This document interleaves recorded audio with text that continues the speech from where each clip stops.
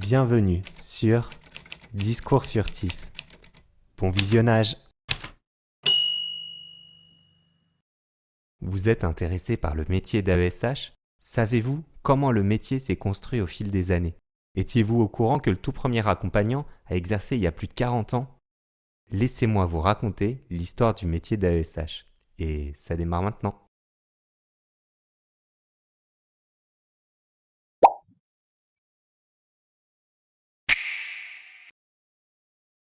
Imaginez, nous sommes dans les années 70. Un enfant naît avec un handicap. Que se passe-t-il? Eh bien, d'entrée de jeu, ses chances pour aller à l'école ordinaire sont presque nulles.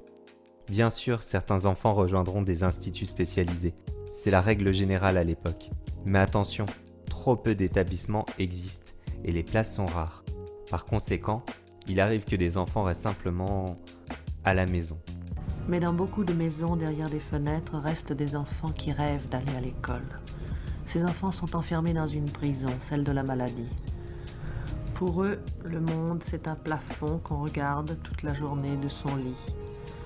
Pour ceux qui vont en institution, les places sont surtout réservées pour les enfants avec un handicap moteur ou sensoriel, avec un développement intellectuel normal.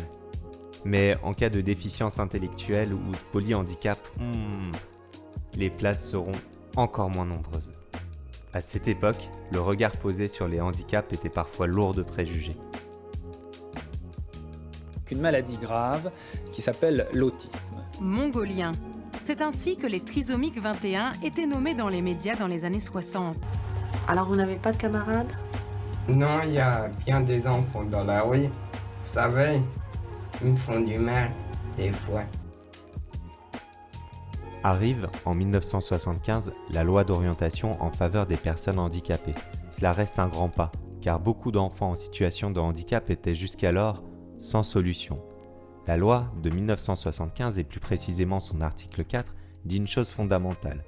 Tout enfant handicapé est dorénavant soumis à l'obligation d'éducation, et que ce soit en éducation ordinaire ou en institution. Cela dépendra de ses besoins. Autre point important, l'État prend en charge les dépenses liées à la scolarisation. Ce ne sera plus un gros coût pour les familles. Pour les plus jeunes, droit à l'éducation. Placés en établissement agréé, ils seront pris en charge à 100%. Ceux qui ne seront pas placés auront droit à une allocation d'éducation spéciale qui pourrait être doublée en cas de prestations coûteuses. Alors, tout ne s'est pas transformé du jour au lendemain. Mais avec cette loi, de grands principes étaient posés, notamment le droit à l'éducation des enfants en situation de handicap.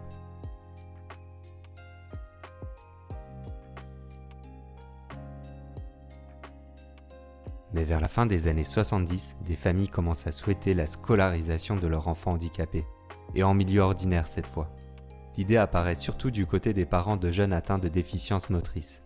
Ces élèves pourraient suivre une scolarité quasiment normale, à partir du moment où une tierce personne serait là pour les aider et les accompagner dans les tâches quotidiennes que ces enfants n'arrivent pas à réaliser eux-mêmes. À cette époque, ces premiers assistants seront les parents eux-mêmes, à titre d'expérience, souvent des mères de famille qui ont la possibilité d'arrêter leur activité professionnelle pour se consacrer à plein temps à l'éducation de leur enfant handicapé. Mais ces avancées avaient aussi leurs limites. Ce n'était pas généralisable à chaque école, et puis il fallait systématiquement l'accord de l'enseignant et du chef d'établissement. Enfin, tout reposait sur l'engagement bénévole des proches.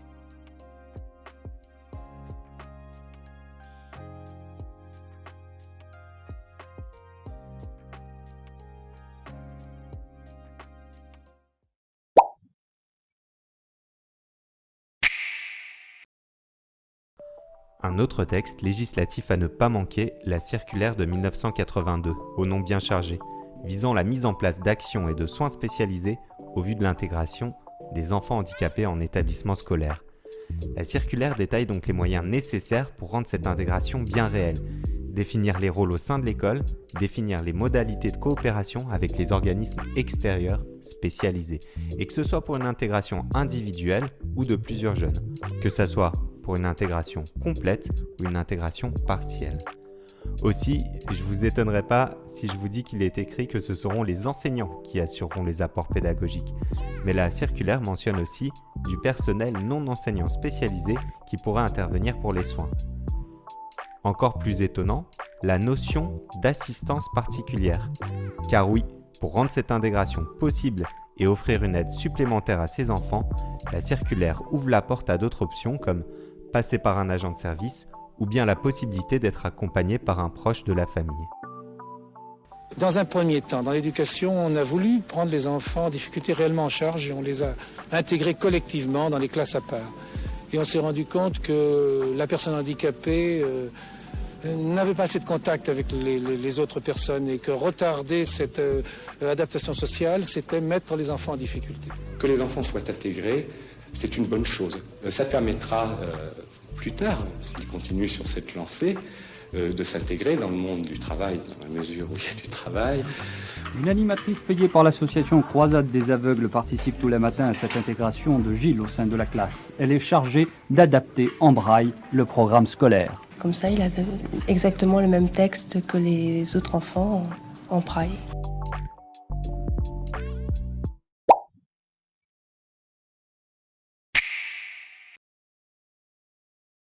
Les associations, avec peu de moyens, essaient tout de même de mettre en place des accompagnants pour les enfants en situation de handicap dans les écoles. Ces accompagnants, ces tierces personnes, étaient payés et indemnisés par l'État. On y retrouvait toutes sortes de profils. Des objecteurs de conscience, des appelés du contingent, des jeunes employés pour des contrats courts de travaux d'utilité publique comme les TUC, puis différents types de contrats aidés pour les personnes éloignées de l'emploi, les CES, les CEC, les CUI, les CAE et quelques contrats de ville. Il paraît aussi qu'on y voyait des salariés détachés de grandes associations ou des agents territoriaux, mais ça, c'était plus rare. Mais sur le terrain, la réalité n'était pas simple. Les personnes recrutées n'avaient pas toujours le bon niveau de qualification nécessaire pour intervenir. D'un côté, sans formation préalable, aussi les contrats étaient assez courts, ce qui empêchait une bonne continuité pédagogique des accompagnements des enfants dans le temps. Mais au fait, d'où vient ce sigle qu'on donnera un peu plus tard à ces agents ? AIS. AIS pour auxiliaire d'intégration scolaire.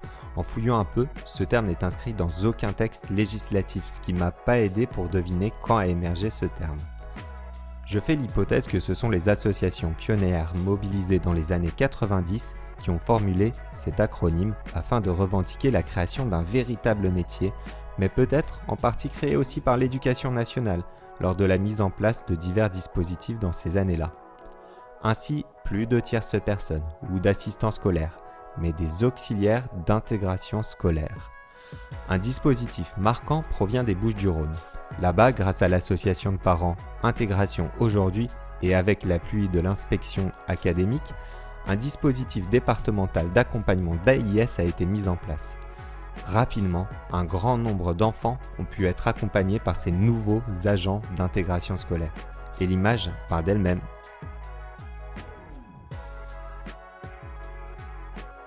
Le 10 juillet 1989, la loi Jospin, la loi d'orientation sur l'éducation. Pour nous, pas grand-chose à se mettre sous la dent. Néanmoins, il est précisé que l'intégration scolaire des jeunes handicapés est nécessaire. C'est toujours ça de prix.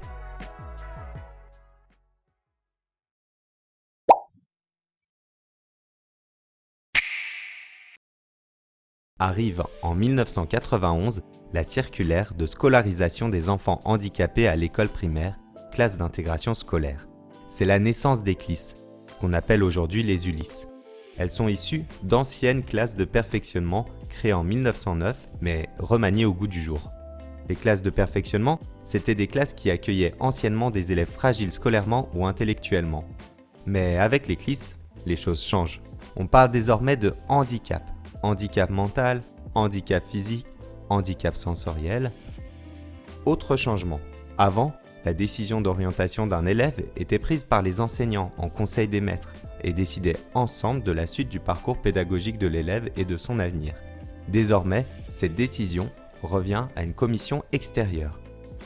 La commission départementale de l'éducation spéciale ou bien la commission de circonscription préscolaire et élémentaire. Dorénavant, l'objectif affiché était l'intégration des élèves en classe ordinaire.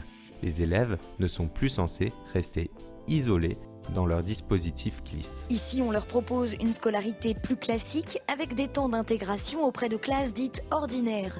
Stella et Océane vont par exemple au cours de sport avec une classe de CP tout au long de l'année, un vrai moteur pour les deux petites filles. En 1995, à Marseille, rencontre nationale des responsables d'associations militantes pour l'inclusion scolaire afin de faire un point. Et là, le constat est amer. D'un territoire à l'autre, les dispositifs d'inclusion scolaire ne sont pas les mêmes, ni en qualité, ni en quantité d'AIS. Certains sont bien dotés, d'autres beaucoup moins.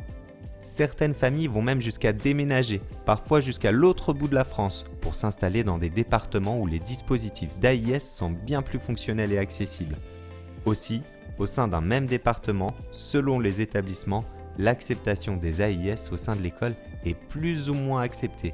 Et même au sein d'une même école, certains enseignants acceptent la présence d'un autre adulte non enseignant, d'autres non. Les parents étaient là en disant « Nous, on est dans un département où il n'y a pas d'association, c'est pas normal que nos enfants n'aient pas les mêmes droits que dans le département d'à côté. » Les parents déménageaient en Indre-et-Loire pour pouvoir scolariser leurs enfants. Marseille. Tu te souviens ? C'était délirant. Alors, face à ces inégalités, les associations pensent qu'il faudrait plutôt institutionnaliser tout cela. L'accompagnement scolaire des élèves en situation de handicap doit être institutionnalisé. Il faudrait faire reconnaître le droit à la scolarisation de chaque enfant, même avec un handicap. Il faudrait développer la conception du besoin d'une aide humaine pour aider ces enfants et même former le personnel.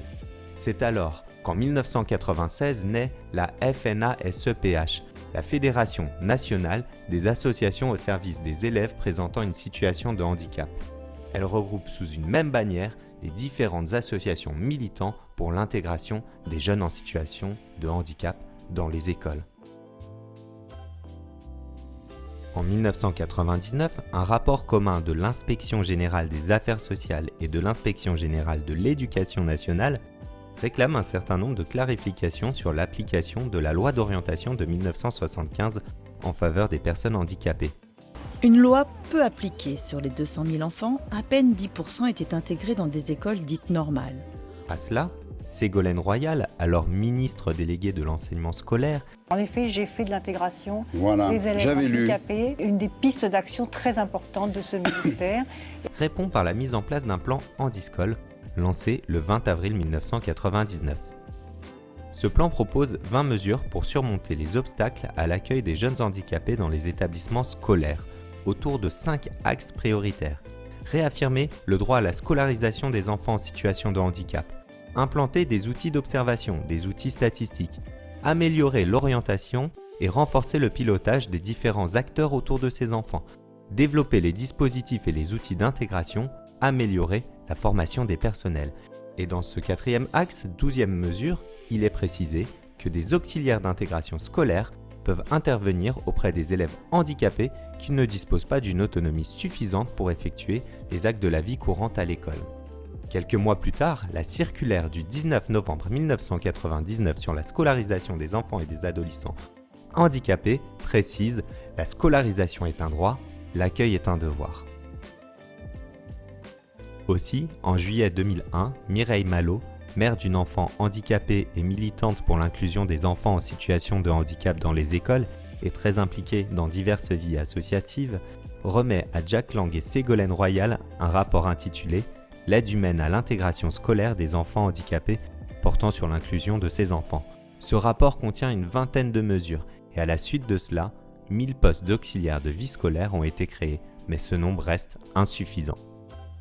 Il y a environ 1 millier d'auxiliaires d'intégration nouveaux qui sont arrivés dans l'école. La légitimité de Mireille, c'est pas parce que c'était une experte, c'est pas une technocrate. C'était quelqu'un qui était sur le terrain, qui savait sur le terrain ce que représentait pour des parents d'un enfant handicapé le fait de se voir refuser l'accès à l'école. Et la suite, vous la connaissez. Les auxiliaires d'intégration scolaire ne sont plus embauchés par les associations, mais directement par l'Éducation nationale, par le biais des contrats aidés. En 2003, arrivent les auxiliaires de vie scolaire. Le dispositif associatif, on arrête, on passe le relais à l'État, donc à l'Éducation nationale. On est confiant, on a démontré sur le terrain que c'était possible.